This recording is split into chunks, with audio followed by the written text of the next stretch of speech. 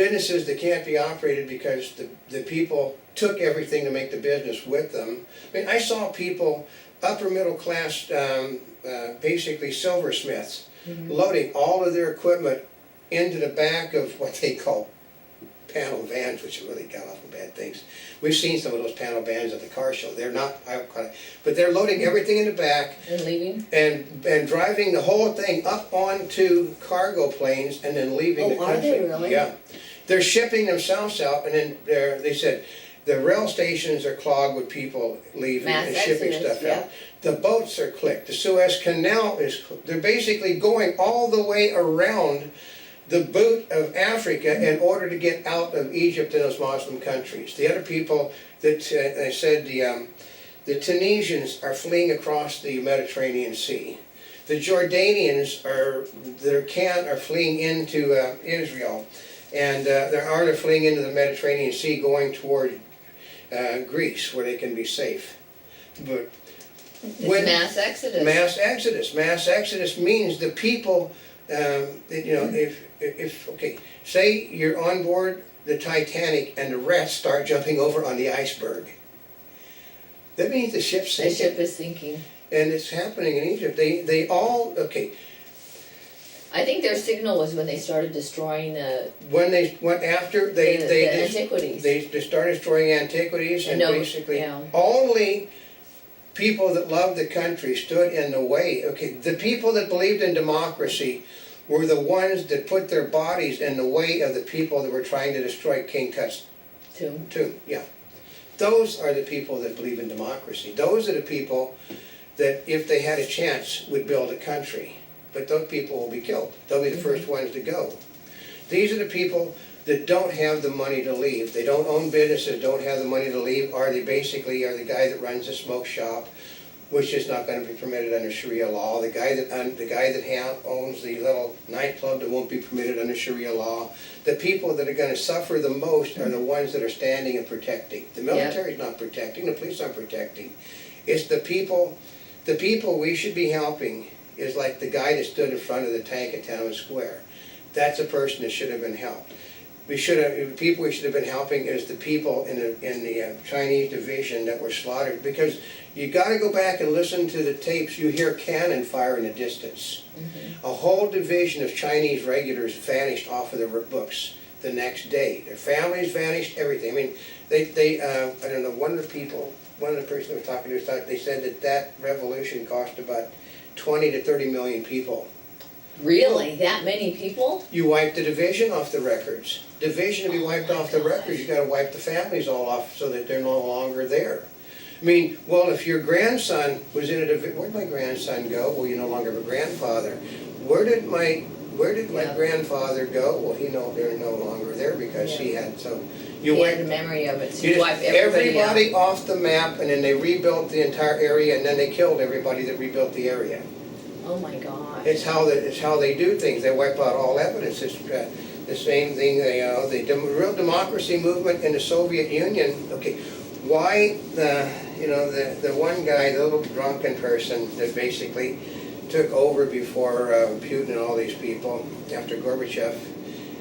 I mean, this guy actually, he may have been a drunk, he may have been this, he may have been that, but the guy stood in front of tanks, knowing that they were going to kill him. And he still stood out there in front of tanks and basically was praying to God, to make them stop. They stopped and cheered him. That's how he became president. That's how a drunk became president of the Soviet Union. Because he was willing to put his life on the line, that those soldiers in those tanks wanted to be free as much as he did. He gambled on the people sitting in the tanks. And the problem is, in the Middle East, the people that are sitting in the tanks are the kingmakers. And they tend to pick from one of their ranks. Of course they do. Saddam Hussein came from their ranks. The Shah of Iran came from the ranks of the military. The people in charge of Syria, the original one, came from the military. All of them come from the military leadership, unless they're kings or something, hereditarial like. And I mean, okay, like we put it this way: the people that are running Saudi Arabia, the Shah, basically the King Abdullah, whatever his name is, he was just a minor sheik. And one of the British oil companies decided he should be the one in charge, so they put his group family in charge. And then what happened is they produced, Saddam, they produced, the moron that blew everybody up, which okay. Ooh, my monitor moved behind me. I know, I heard that. That one, since didn't hit it, it moved. Did we just move? I don't know. I think our building just moved as I'm standing right Well, here. I saw you, you must have moved the building when you went like. Oh. I can move, oh, Yeah, I think you moved it. I'm moving the building, no, but, The TV. one of his nephews is the guy that basically everybody got, that blew up the trade centers, folks, but, Oh, it was? yeah, it's one of his nephews. Figures. Yeah, but their idea of a democracy in the Middle East, the military will appoint somebody to be in charge. Then in September, they'll hold an election to duly elect the person the military put in charge. Yep. And then it'll be somebody, okay, like the whatever his name is. Mirbach, said he was like 48, 49 years old when Anwar Sadat got killed by the Muslim Brotherhood, I sat there, I watched the slaughter when they threw grenades into the people. I mean, you want to see something gruesome? Is a Muslim general, an Indian general, with his arm blown off, and he's holding his arm in his hand walking around, with his arm is now gone and he's holding it still in his hand. That is gruesome. That's what the Muslim Brotherhood did. They threw grenades into everybody to kill everyone. And then they think, if I remember right, just a speculation that they killed, they killed the leader of the country as he was on the way to the hospital, to make certain, they wanted to make certain he was dead. And then this is how the current leader came to power, because the military put a young officer in control because they knew he would do what the military wanted them to do. And what happened was they used American money, they used Russian money, they used this money to build the country up for a decade. And then after that, the military was firmly in charge. The military did as they choose, which was basically, remember, the police are nothing but an offshoot of the military. The police don't do anything in a Muslim country that the military doesn't allow. So that's how we differ from. We have a civilian military. Our military does not order the police. All you got to do is watch a bad television show, and you'll see the chain of command. Well, the feds have moved in. We'll tell the feds to go because this is a local issue, and they have no authority over it. So, you go over on NCIS with Mark Harmon. Mark Harmon will continually, local police, no, this is a military matter. That is not a local matter. And then they'll tell him, no, this happened in a city facility, which makes it our. So then they make a cooperation. But we have a differentiation between federal, state, local, and military. They have their so-called jurisdictions, and nobody is supposed to trample on the others. And when they trample, that's when you have problems. I mean, this is when the court battle comes into place. It's just like the feds are trampling on state rights right now, badly, because they think they can do it. But the courts have always ruled in favor of states.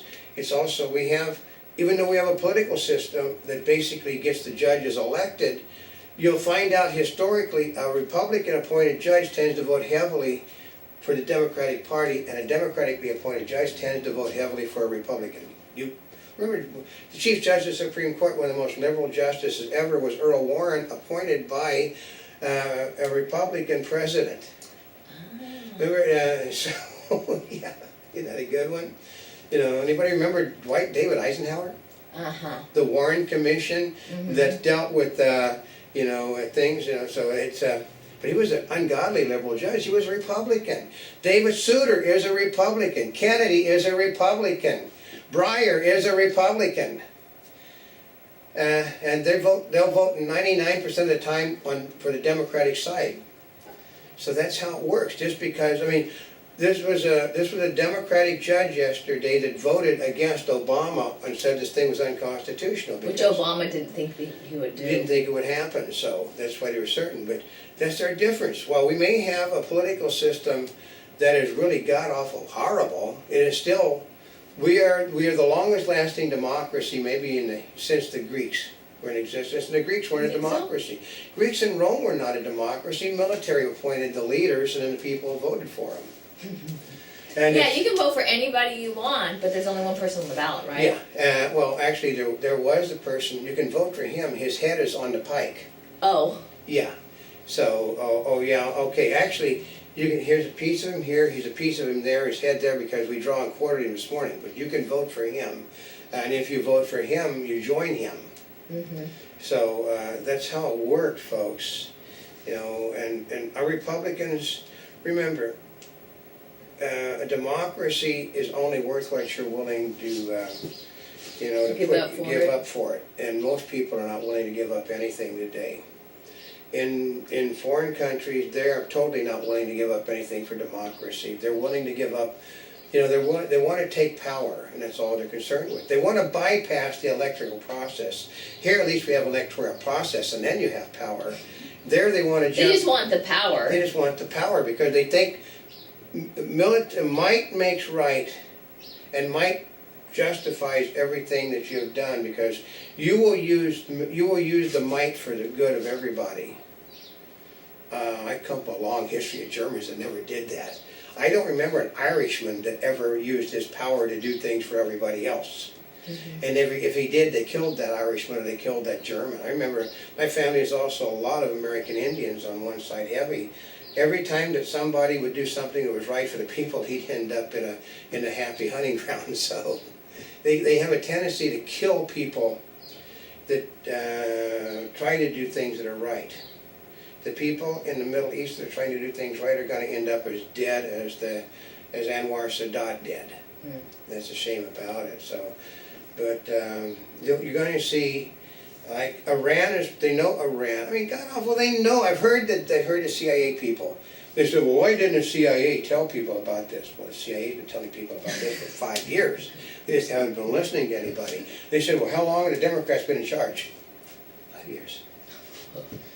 And they said, well, What does that have to do with anything? Democrats don't believe anything the intelligence agency has to say. Well, it said, if the intelligence agency had better informed us, we'd have known about 9/11. Well, we did know about 9/11, and the Democrats that were in charge didn't think much of it. We knew about Pearl Harbor. And actually, we knew about Pearl Harbor the day Pearl Harbor was going to happen, and the Democrats went through channels. Oh yeah, like they did in the show. They said, no, you have to go through the proper channel. You have to go through Well, how do you know that that's really going to happen? Because, you know, they go through all of that. Because I remember my father was there. They were doing tank exercises on the island. Because, put it this way, they thought it was really a hell of a job, you know. You get away from Fort Knox, Kentucky, and practice tank maneuvers. Yeah, like on the islands. we're going to do a lot of that. But my father basically got a lot of his tanks shot to hell because the morons were firing sacks of flour at people coming with airplanes. I mean, I can imagine, probably scared the hell out of a guy who got a big flour, because that's how they did war games with flour. The flour hit the plane, ooh, but he also had real bullets, and he killed a lot of my father's command. And when my father found out with a lot of the other officers, what the hell you mean that we knew about it? And he said, and then they found out, well, they didn't pay any attention to the, because of bureaucracy, they didn't pay any attention to the fact that the flight was coming in from the wrong direction. We had a flight coming in one way, but here, God, how many folks were they supposed to have? About a dozen fortresses coming in here? Let's see. It's an awful, it must be, we're not supposed to be honest, so don't worry about it. Because they had been told by the bureaucrats up above not to pay any attention to this stuff. Well, guess what? Yeah, so this is, democracy is basically, in democracy you do stupid things like that. In what's going to happen in the Muslim world, if you do a stupid thing like that, you end up with your head on a pike. So, but I just feel sorry for everybody that actually listens to, I know Sean Hannity, Rush Limbaugh, and all these Republicans are true believers, but they're trying to believe something that isn't going to happen. They're believing that it's going to change into a democracy. It never happens. We're the only country, I think we're the only country in the world other than France that ever really changed into a democracy or revolution. It's because the French basically were fed up with the monarchy, and they wanted anything but the monarchy, so what they ended up was a socialistic style of government.